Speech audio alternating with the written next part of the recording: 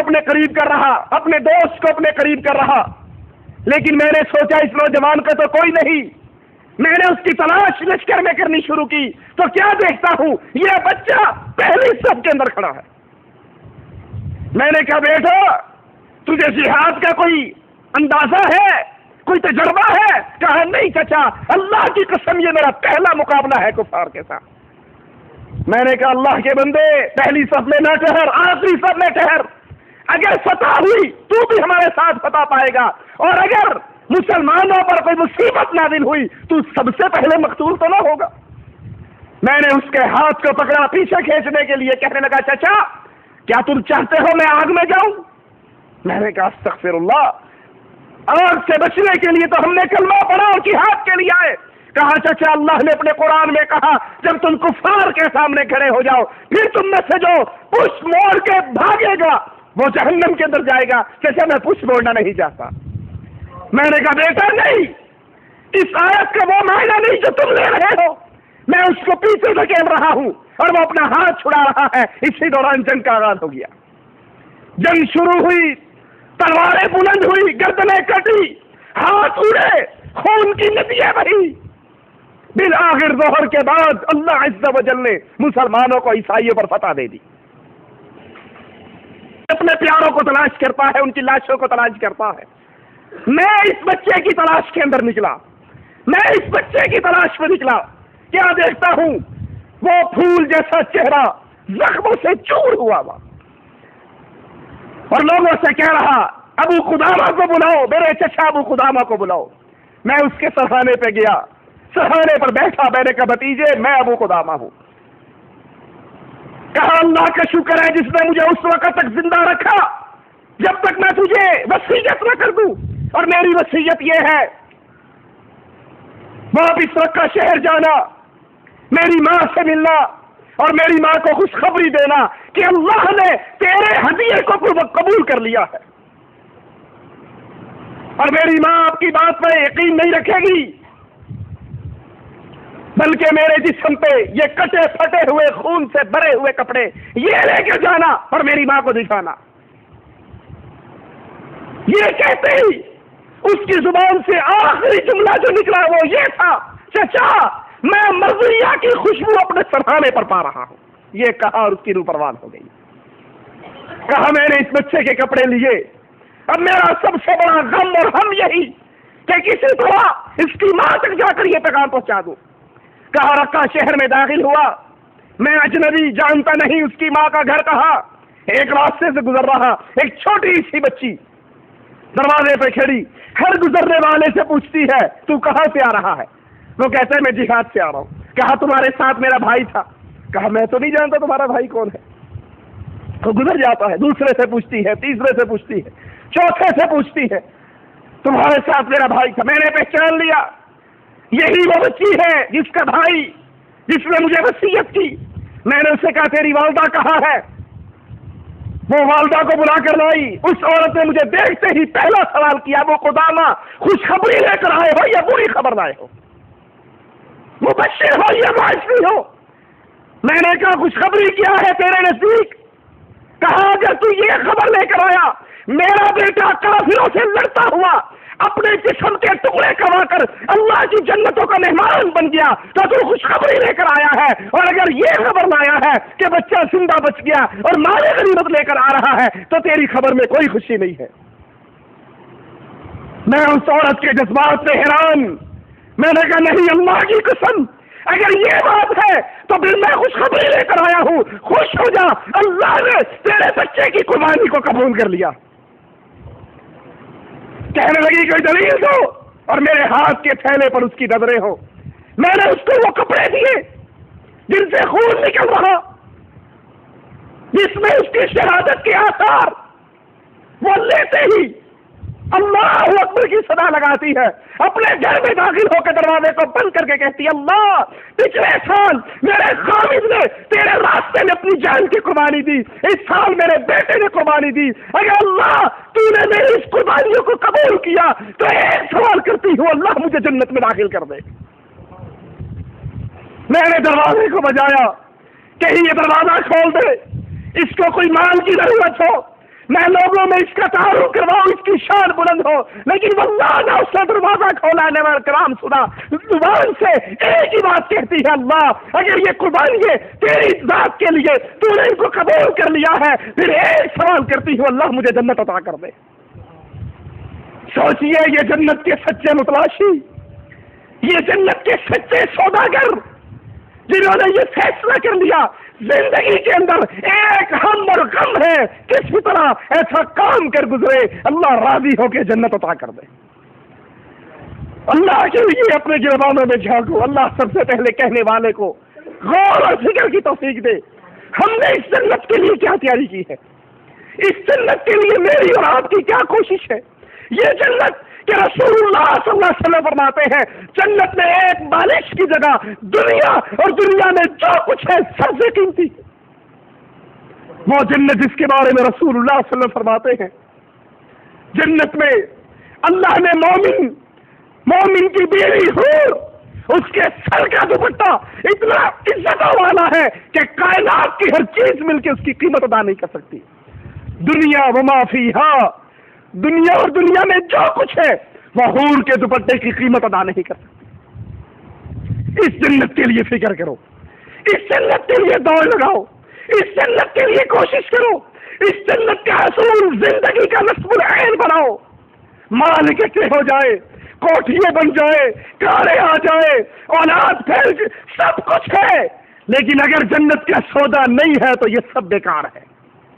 اور اس جنت کے لیے دوڑ کیوں نہ ہو کہ یہ جنت چیز ہی ایسی ہے۔ موسیٰ علیہ السلام اپنے اللہ سے کہتے ہیں، صحیح مسلم میں یہ روایت موجود ہے، اے اللہ سب سے کم درجے کا جنتی وہ کون ہوگا؟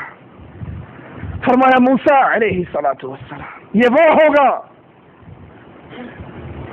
جو سب سے آخر میں جنت میں داخل ہوگا، پل صراط پہ سے گرتا پڑتا پل صراط کو کراس کرے گا، مڑ کر جہنم کو دیکھے گا، کہے گا اللہ کا شکر ہے جس نے اس جہنم سے مجھے نجات دے دی۔ سامنے ایک درخت نظر آئے گا، کہے گا اللہ عز و جل اس درخت کے نیچے پہنچا دے، اس کی چھاؤں میں بیٹھوں، اس کا پانی پیوں، اس کا پھل کھاؤں۔ مالک کہے گا بندے اگر تجھے یہ دے دیا تیری تمنائیں اور بڑھیں گی، تو اور بھی مانگے گا۔ کہا نہیں اللہ بس یہ دے دے اور کچھ نہیں مانگتا۔ اللہ اپنے اس بندے کو اس درخت کے نیچے پہنچا دے گا۔ تھوڑی دیر کے بعد کچھ فاصلے پر اس سے زیادہ خوبصورت درخت نکلے گا، وہ کہے گا اللہ اس درخت کے نیچے پہنچا دے۔ اللہ کہے گا بندے ابھی تو نے وعدہ کیا تھا کچھ نہیں مانگتا، کہا اللہ یہ دے دے اور کچھ نہیں مانگتا۔ تھوڑی دیر کے بعد جنت کے دروازے پر ایک درخت نمودار ہوگا۔ اب یہ بندہ ایسی چیز دیکھ رہا ہے جس پہ صبر نہیں کر سکتا، کہتا ہے اللہ اس درخت کے نیچے پہنچا دے، تیری عزت کی قسم کچھ نہیں مانگتا۔ اللہ اس کو اس جنت کے درخت کے نیچے پہنچائے گا، یہ جنتیوں کی آوازیں سنے گا، ان کے کہہ کے سنے گا، جس نعمتوں میں پہلے جنت ہوں گے ان کو دیکھے گا، کہے گا اللہ ایک سوال کرتا ہوں مجھے اس جنت میں داخل کر دے۔ اللہ کہے گا جا اس جنت میں داخل ہو جا۔ یہ دوڑتا ہوا جنت کی طرف جائے گا، اچانک اس کے دل میں یہ خیال پیدا ہوگا انہا ملآ، جنت تو بھر چکی ہے، حوروں کی شادی ہو گئی، محلات تقسیم ہو گئے، میں کہاں جاؤں؟ یہ کہے گا اے اللہ جنت بھر چکی، جنت میں کوئی جگہ باقی نہیں بچی، میں کہاں جاؤں؟ اللہ عز و جل اس سے سوال کرے گا اترضى ان يكون لك مثل ملک ملک من ملوک الدنیا، کیا تو راضی ہے تجھے اتنی بڑی جنت دی جائے جتنی ایک دنیا کے اندر کسی بادشاہ کی بادشاہت ہوتی؟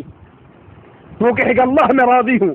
اللہ کہے گا یہ تیرے لیے، اور اس طرح کی ایک اور جنت، اس طرح کی ایک اور جنت، اس طرح کی ایک اور جنت، 5 جنتیں تیرے لیے اور اس طرح کی 10 جنتیں اور تیرے لیے۔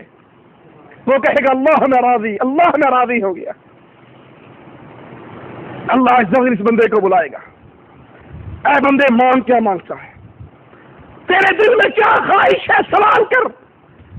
یہ سوال کرے گا، مالک اس کو عطا کرتا جائے گا، یہ مانگتا جائے گا، اللہ دیتا جائے گا، یہاں تک کہ اس کی ساری تمنائیں ختم ہو جائیں گی۔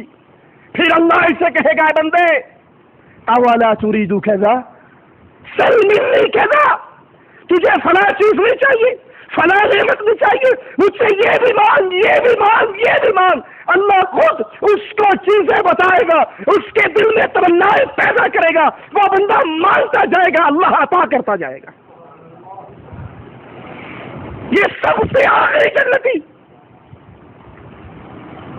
یہ اپنے جنت میں داخل ہوگا، محل میں داخل ہوگا، اس کی حوریں، اس کی بیوی جنت کی اس کا استقبال کریں گی، ترانے گائیں گی، ہم تیری وہ بیوی جو سدا تیرے ساتھ رہیں گی، سدا جوان رہیں گی، سدا راضی رہیں گی، کبھی ناراض نہ ہوں گی، کبھی دور نہ ہوں گی، کبھی چھوڑ کر نہ جائیں گی۔ موسیٰ علیہ الصلوۃ والسلام نے جب یہ بات سنی، کہنے لگے اللہ یہ سب سے کم درجے کا جنتی ہے، تو سب سے اعلیٰ درجے کا جنتی کون ہوگا؟ کہا موسیٰ سب سے اعلیٰ درجے کا جنتی تو وہ ہے جس کو وہ نعمتیں ملیں گی نہ کسی کان نے سنی، نہ کسی آنکھ نے دیکھی، نہ کسی کے دل و دماغ پر خیال بھی آیا۔ جنت کے سچے طلبگار جب جنت کی بات کو سنتے ہیں، پھر اپنی زندگی کے اندر اس جنت کے حصول کے لیے لمحات کو اس جنت کی تیاری میں گزارتے ہیں۔ رسول اللہ صلی اللہ علیہ وسلم نے بدر کی میدان، بدر کی جنگ کے لیے صحابہ کو آواز دی۔ ان صحابہ کے اندر صحیح بخاری کے اندر یہ واقعہ ہے، حضرت حارثہ بھی ہیں، والدہ سے بڑی محبت، والدہ کی ان سے بڑی محبت، والدہ کو راضی کرتے ہیں، ان کا ماتھا چومتے ہیں۔ امی اللہ کے رسول نے بلایا ہے، مجھے اجازت دیجیے۔ ماں کہتی ہے بیٹا تو میرا اکلوتا بیٹا ہے، تجھ سے میری محبت بھی کتنی ہے، تو یہی رہ، میری خدمت کر، تجھے جہاد کا ثواب مل جائے گا۔ یہ ماں کو راضی کرتا ہے، منتیں کرتا ہے، یہاں تک کہ ماں راضی ہو جاتی ہے۔ اور جب مومن ماں راضی ہوتی ہے پھر اس کو الفاظ کیا کہتی ہے؟ بیٹا آگے بڑھ، دشمن پہ حملہ کرنا، سن کوئی تیر تلوار تیری پشت پہ نہ آئے، زخم سینے پہ کھانا۔ یہ میدان جہاد میں نکلتا ہے، بدر میں پہنچتا ہے، مارکا شروع ہونے سے پہلے اس کو پیاس لگتی ہے، کنویں کی طرف پانی پینے کے لیے جاتا ہے جہاں ایک مسلمان پہرا دے رہے۔ یہ مسلمان دور سے ایک شخص کو آتے ہوئے دیکھتے ہیں تو یہ سمجھ بیٹھتے ہیں کہ شاید کوئی کافر آ رہا ہے جو اس کنویں کے پانی میں زہر ملا دے گا اور پانی ہمارا خراب کرے گا، یہ کوئی دشمن آ رہا ہے۔ وہ اپنے نیزے کو بلند کر کے نیزے کا وار کرتا ہے، نیزہ حارثہ کے سینے کو چیر جاتا، زخمی ہو کے زمین پہ گرتے ہیں، تڑپتے ہیں، مدد کے لیے پکارتے ہیں۔ اور جب تھوڑی دیر کے بعد وہ پہرے دار وہاں پہنچتا ہے اپنا نیزہ نکالنے کے لیے تو کیا دیکھتا ہے کہ یہ تو حارثہ اللہ کے نبی کے صحابی، کہتا ہے انا للہ و انا الیہ راجعون، میں نے تو غلطی سے اپنے ہی بھائی کو مار دیا۔ جنگ ختم ہوئی، اللہ کے نبی واپس آئے، ماں اپنے بچوں کو ملنے کے لیے، باپ اپنے بیٹوں کو ملنے کے لیے، بیوی اپنے خامدوں کا استقبال کرنے کے لیے موجود ہے۔ حارثہ کی بوڑھی ماں وہ بھی آتی ہے، ہر کوئی لوٹ رہا ہے لیکن حارثہ نظر نہیں آ رہا۔ بلاخر ایک صحابی سے پوچھتی ہے کیا تو نے میرے بیٹے حارثہ کو دیکھا؟ کہا تو کون ہے؟ کہا میں اس کی ماں ہوں۔ کہا صبر کر، تیرا بیٹا قتل ہو چکا ہے۔ فوراً اللہ کی جنت کو یاد کرتی ہے کہ شہید تو جنت میں ہوگا۔ کہا شہید اللہ کی جنت میں میری شفاعت کرے گا، جنت میں جانے کا سبب بنے گا۔ الحمدللہ۔ وہ کہتا ہے شہید ما اظن، میرا نہیں خیال کہ وہ شہید ہوا۔ کہا کیوں؟ کیا وہ جہاد کرتے تو نہیں مارا گیا؟ کہا وہ تو جہاد شروع ہونے سے پہلے ہی ایک مسلمان کی غلطی سے مارا گیا، لیکن مجھے اتنا امید ہے کہ وہ اللہ اسے معاف کر کے جنت میں داخل کرے گا۔ بوڑھی ماں تڑپ اٹھتی ہے، کہتی ہے رسول اللہ صلی اللہ علیہ وسلم کہاں ہے؟ آپ کو تلاش کرتے ہیں، پہنچتی ہے، کہتی اللہ کے نبی آپ جانتے ہیں میری حادثہ سے کتنی محبت تھی اور اس کی مجھ سے کتنی محبت تھی، مجھے ابھی بتاؤ میرا بیٹا کہاں ہے؟ اگر وہ جنت میں ہے، شہید ہوا، اللہ نے شہادت قبول کی، میں صبر صبر کروں گی، جنت میں جانے کی خوشی میں صبر کروں گی، اور اگر وہ جنت میں نہیں ہے تو آپ بھی دیکھو گے، آپ کا اللہ بھی دیکھے گا، میں رو رو کر ماتم کر کر کے اپنا کیا حال کر لوں گی، کیونکہ ابھی تک ماتم حرام نہیں ہوا تھا۔ رسول اللہ صلی اللہ علیہ وسلم اس عورت سے کہتے ہیں، کیا کہا تو نے؟ کہا وہی جو آپ نے سنا۔ آپ نے کہا تیرا کیا خیال ہے کہ جنت ایک ہے؟ انہا جنان، جنتیں تو بہت ہیں، اور تیرا بیٹا اللہ نے اس کو جنت الفردوس عطا کی۔ یہ سنتے ہی اللہ اکبر کہتی ہے، خوشی کا اظہار کرتی ہے، اور اپنے گھر کے اندر داخل ہو جاتی ہے، زبان حال سے کہتی ہے، اللہ بیٹا بڑا محبت کرنے والا، میں نے وہ تیرے راستے کے اندر قربان کروایا، اگر تو اس پہ راضی ہے تو میرے بھی جنت میں جانے کا راستہ بنا دے۔ جن کو یقین آ جائے اللہ کی جنت میں، وہ مستقبل دنیا کے مال و متاع کو نہیں سمجھتے، وہ مستقبل اللہ کی جنت کو سمجھتے ہیں۔ رسول اللہ صلی اللہ علیہ وسلم کے پاس ایک یتیم آتا ہے، صحیح بخاری میں یہ واقعہ موجود ہے۔ آ کر کہتا ہے، اللہ کے نبی صلی اللہ علیہ وسلم، میرا باغ میرے بھائی کے باغ کے ساتھ ہے، میرے بچے باغ میں رہتے ہیں، میں اپنے باغ اور بھائی کے باغ کے درمیان دیوار کھڑی کرنا چاہتا ہوں، لیکن ایک کھجور اس کی دیوار کے راستے میں آ گئی۔ میں نے اس سے کہا یہ کھجور بیچ دے، وہ نہیں مانتا۔ میں نے کہا ہدیہ دے دے، وہ نہیں مانتا۔ اللہ کے نبی میں سفارش کیجئے یہ کھجور مجھے دے دے تاکہ میں دیوار کھڑی کر لوں۔ آپ نے اس باغ والے کو بلایا، کہا یہ کھجور اس کو دے دے۔ اس نے اپنی کوئی سوچ سوچی، راضی نہ ہوا۔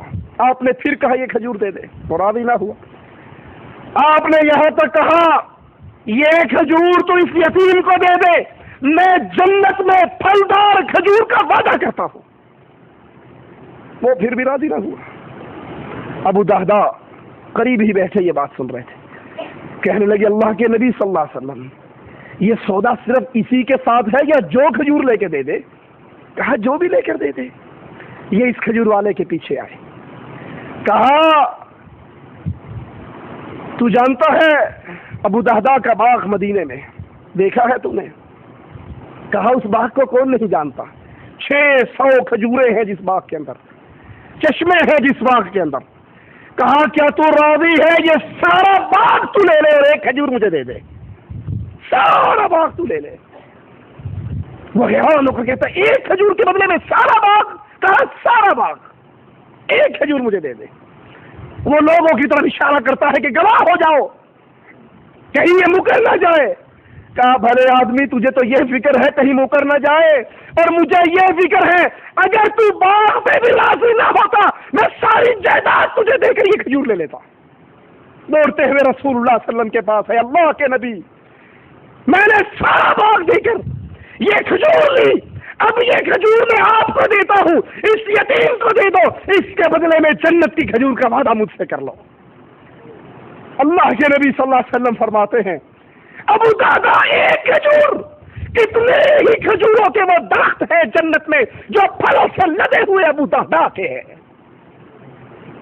صحابی راوی حدیث کہتا ہے یہ جملہ نبی نے ایک بار نہیں بار بار کہا، کتنے ہی کھجور کے درخت پھلوں سے لدے ہوئے جنت میں ابو دہدا کے ہیں۔ ابو دہدا واپس آئے، باغ کے دروازے پہ کھڑے ہوئے، اندر داخل نہیں ہوئے، وہی سے آواز لگائی ام دہدا باہر نکل آؤ۔ کہا باہر نکل آؤں؟ آج خامد گھر میں نہیں آ رہا، باہر سے ہی بلا رہا ہے۔ کہا کیوں؟ کہا یہ باغ ہمارا نہیں رہا۔ کہا ہمارا نہیں رہا؟ اتنے سالوں کی محنت سے قطرہ قطرہ جوڑ کر یہ باغ بنا تھا، ہمارا نہیں رہا؟ کہا نہیں۔ کہا کیسے بیچا؟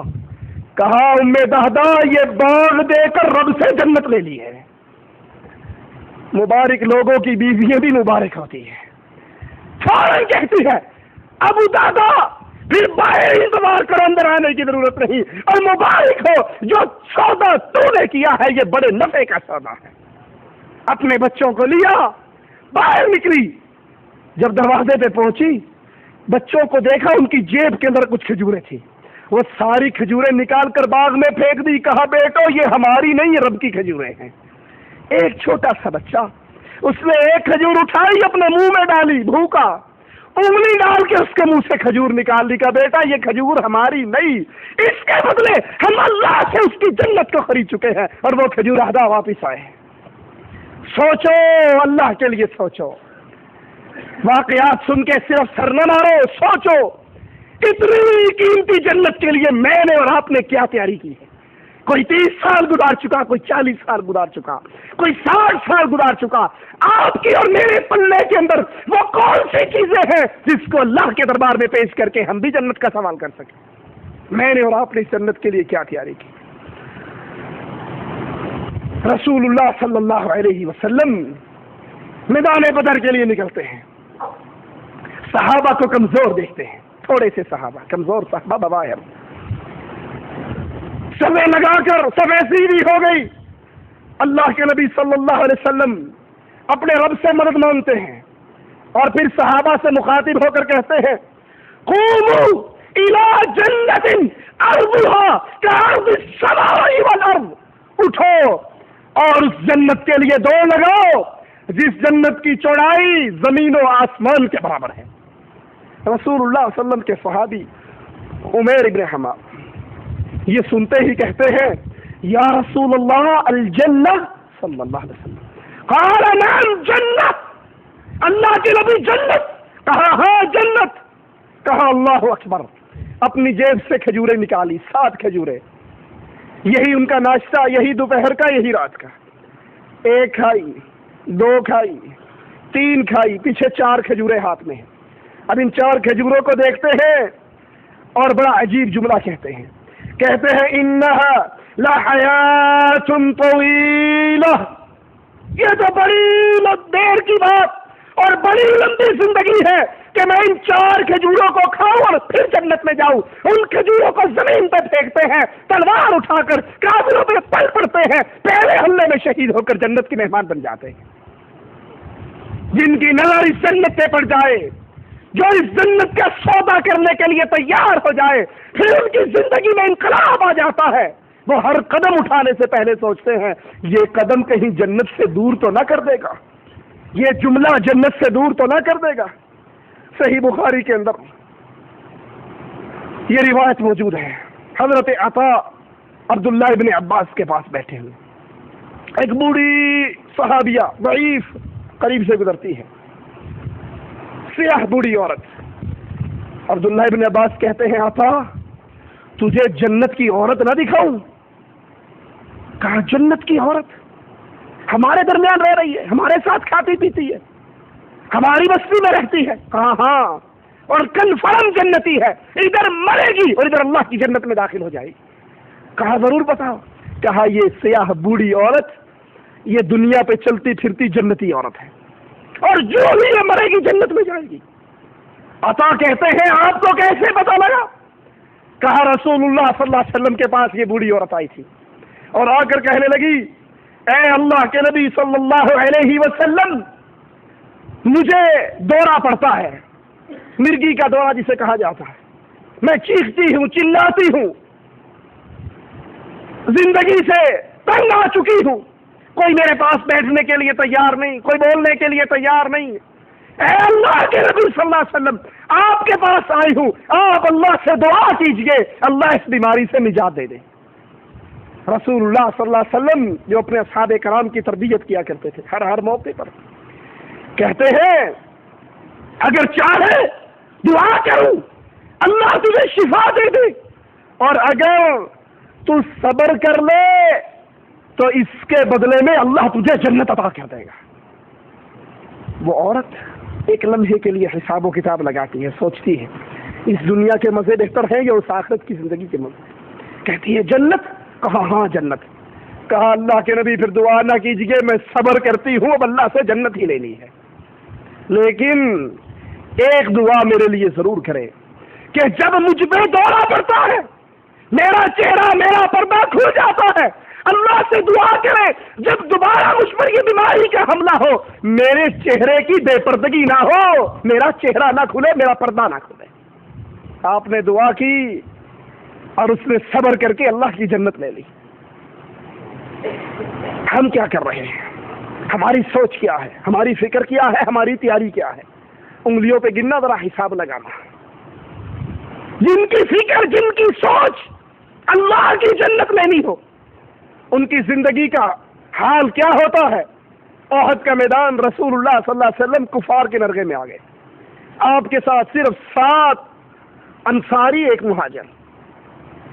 کفار آپ کی طرف بڑھے، آپ اپنے 8 صحابہ کو دیکھ کر کہتے ہیں من یردہم عنا وہو رفیقی فی الجنہ، کون ہے آج ان کو محمد سے دور کر دے، جنت میں اللہ اس کو میرا ساتھی بنا دے گا۔ ایک صحابی اٹھے، شہید ہو گئے۔ آپ نے پھر کہا کون ہے ان کو مجھ سے دور کرے، ساتھی بن جائے۔ دوسرے اٹھے، شہید ہوئے، تیسرے شہید ہوئے، چوتھے شہید ہوئے، 5ویں شہید ہوئے، 6 اور 7ویں شہید ہوئے۔ 8ویں کا جسم ابو بکر نے دیکھا تو اس پہ 80 زخم لگے ہوئے تھے۔ 8 کے 8 شہید ہو کر اللہ کی جنت کے مہمان بن گئے۔ یہ جنت چیز ہی ایسی ہے، یہ جنت جو اس میں پہنچ گیا فقد فاز، وہ دنیا اور آخرت میں کامیاب ہو گیا، اس کا مستقبل سنور گیا۔ جنت کے سچے طلبگار آسمان سے اترے ہوئے فرشتے نہیں، ہم جیسے انسان تھے، آپ جیسے انسان، ہم جیسے انسان ہونے کے ناطے ان سے گناہ بھی ہوتے تھے، ان سے غلطیاں بھی ہوتی تھی، ان سے خطا بھی ہوتی تھی، لیکن ان غلطیوں پہ استقامت کا اظہار نہیں کرتے تھے، بار بار اس غلطی کو نہیں دہراتے تھے۔ غلطی ہو جاتی، اپنے اللہ سے معافی کا سوال کرتے۔ رسول اللہ صلی اللہ علیہ وسلم کے پاس ایک نوجوان رہا کرتے تھے جن کا نام ثعلبہ ابن عبد الرحمن، تھوڑی سی عمر کے نوجوان، 16-17 سال کے۔ اللہ کے نبی صلی اللہ علیہ وسلم اس نوجوان کو اپنے مختلف کاموں کے لیے بھیجتے، روانہ کر دیتے، یہ آپ کا کام کر آتے، کسی کو پیغام دینا، کسی کو بلانا۔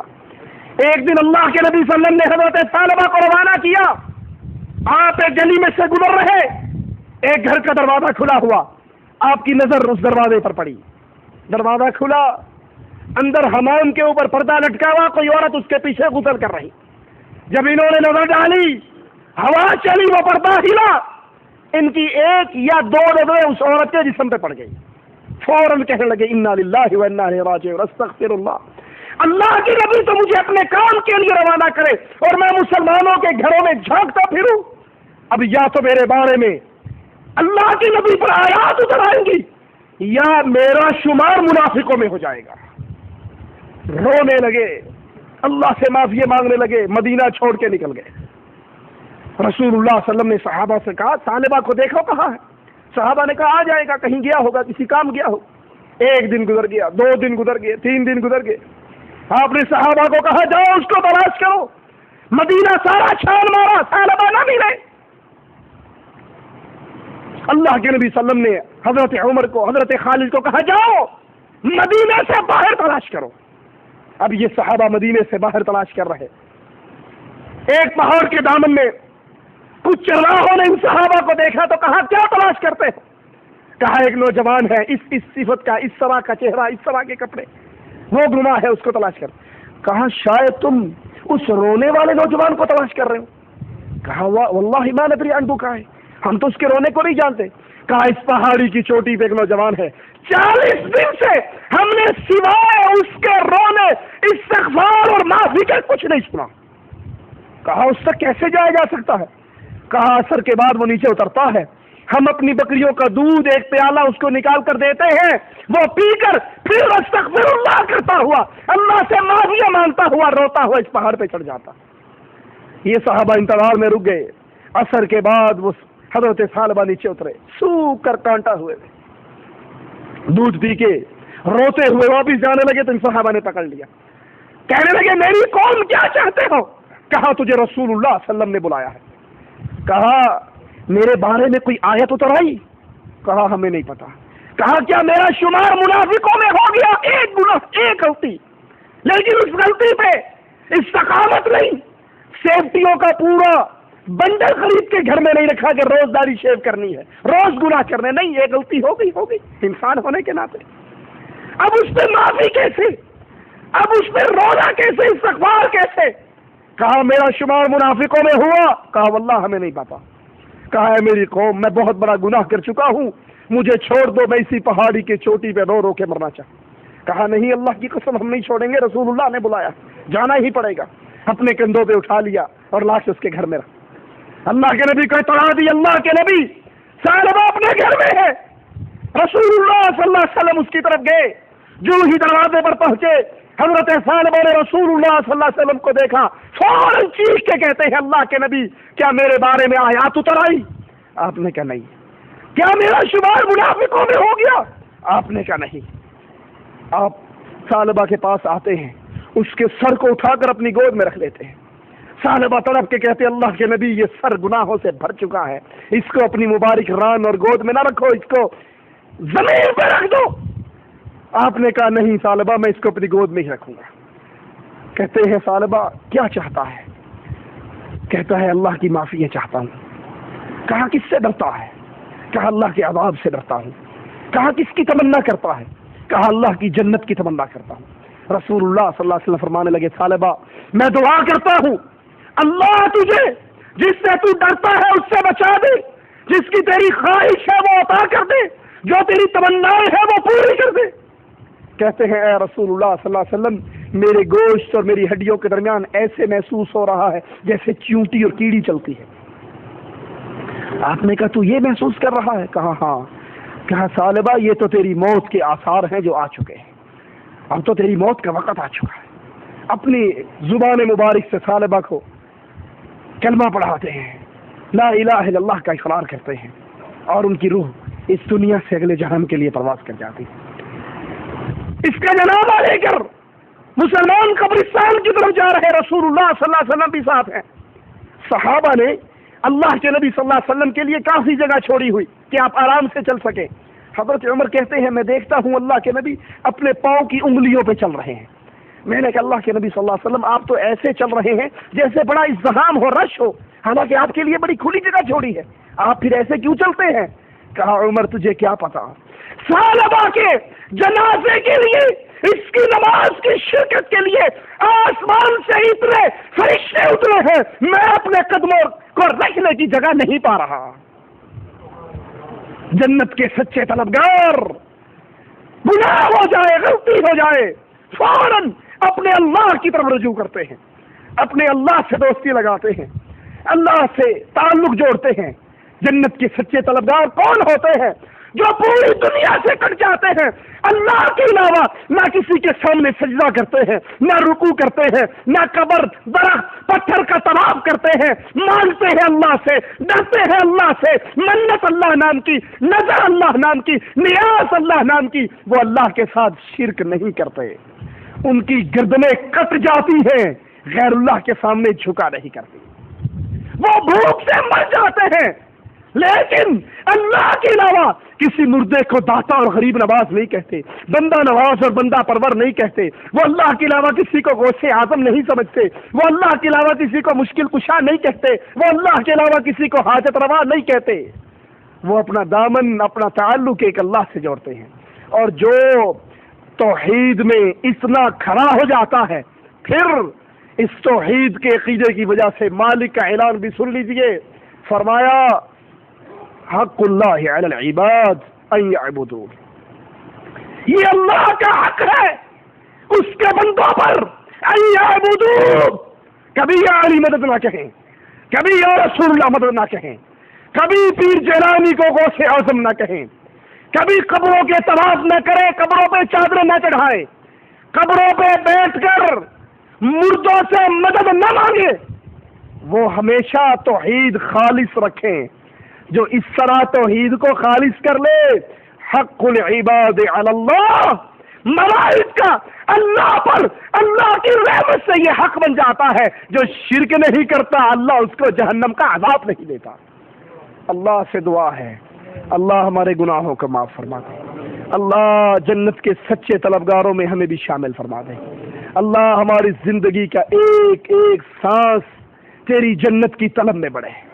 آپ نے سنا ہوگا کچھ دین ایمان کے ڈاکو دشمن کہتے ہیں عجیب اور رابعہ بصری آدھی کلندریہ کہا کرتی تھی کہ جنت کے پانی سے جہنم کو بجھا دوں اور جہنم کی آگ سے جنت کو جلا دوں، پھر بے لوث ہو کے اللہ کی عبادت کروں، پھر تو نے رب سے کیا لینا ہے؟ یہ صوفیوں کا عقیدہ، بے ایمانوں کا عقیدہ ہے۔ مومن اور موحد کا یہ عقیدہ نہیں، قرآن بیان کرتا ہے یدعون ربہم خوفا وطمعا۔ مومن خوف جہنم کا، طمع لالچ جنت کی، ان دو کے درمیان رہ کے اللہ کی عبادت کرتا ہے۔ خود رسول اللہ صلی اللہ علیہ وسلم نے نماز پڑھائی، 2 قدم آگے بڑھے، 2 قدم پیچھے ہٹے۔ صحابہ نے کہا آپ نے قدم آگے کیوں بڑھایا، پھر پیچھے کیوں ہٹے؟ کہا رب نے مجھے جنت دکھائی، میں اس میں سے کھجور یا انگور کا ایک خوشہ اگر وہ توڑ لیتا، میں توڑنے کے لیے آگے بڑھا، قیامت تک تم سے ختم نہ ہوتا۔ رب نے مجھے جہنم دکھائی، یہاں تک کہ میں نے اپنا سایہ اس میں دیکھا، میں 2 قدم اس جہنم کے ڈر سے پیچھے ہٹا۔ یہ سنت رسول اللہ ہے، اللہ کے نبی صلی اللہ علیہ وسلم کے دین میں یہ دعوت نہیں کہ صوفی بن جاؤ، نہ جنت رہے نہ جہنم رہے، ہم تو صرف اللہ تیری رضا کے لیے کام کرتے ہیں۔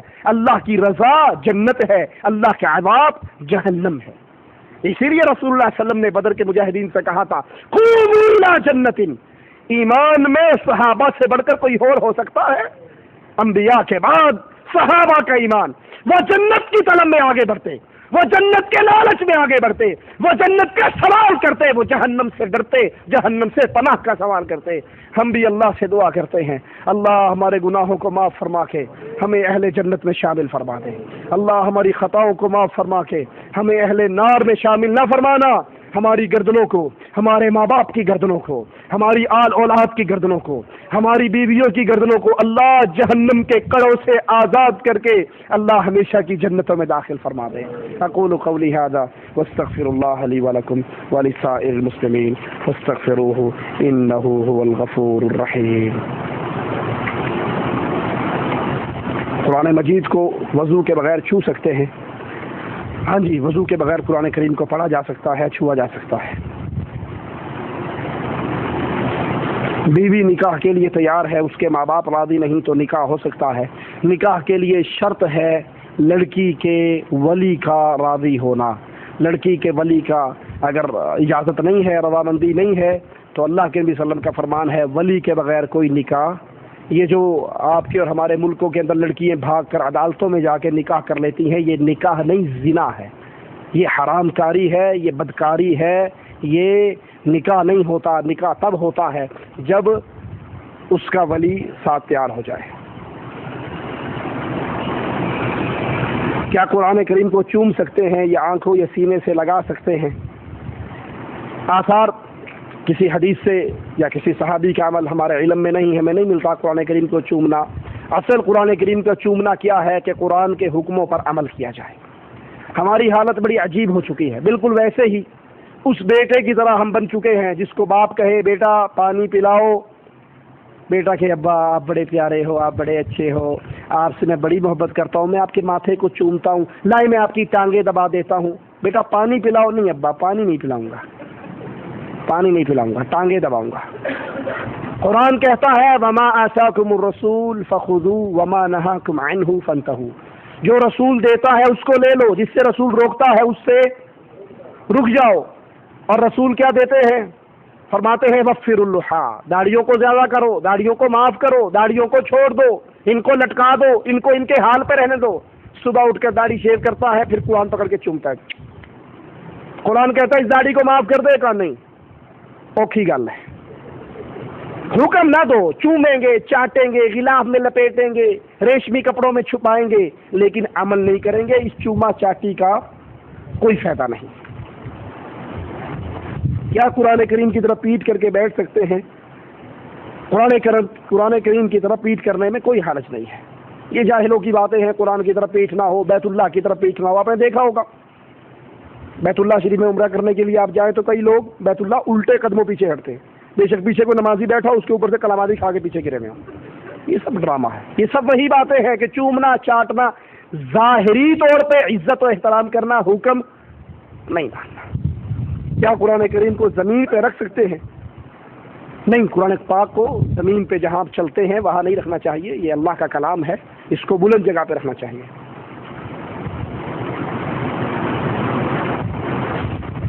اللہ اور بندے کے درمیان واسطہ اور وسیلہ کفر ہے، اس کی وضاحت کرے۔ اگر کوئی بندہ یہ عقیدہ رکھے کہ اللہ عز و جل ہماری بات نہیں سنتا، اس کو سنانے کے لیے واسطے اور وسیلے ضروری ہیں، واسطوں کے بغیر ہماری بات، ہماری پہنچ اس دربار میں نہیں ہے، جس طرح دنیا کی مثال دیتے ہیں، تو یہ عقیدہ رکھنا تو واقعی کفر ہے۔ محمد بن عبد الوہاب رحمۃ اللہ علیہ نے اس کو نواقض اسلام میں بیان کیا ہے، اور یہی عقیدہ ہے کفار مکہ کا۔ وہ کہا کرتے تھے ما نعبدهم الا ليقربونا الى الله زلفى هؤلاء شفعاؤنا عند الله، یہ اللہ کے ہاں ہمارے سفارشی ہیں، ہماری سنتا نہیں، ان کی موڑتا نہیں۔ تو یہ عقیدہ قرآن و حدیث کے خلاف ہے۔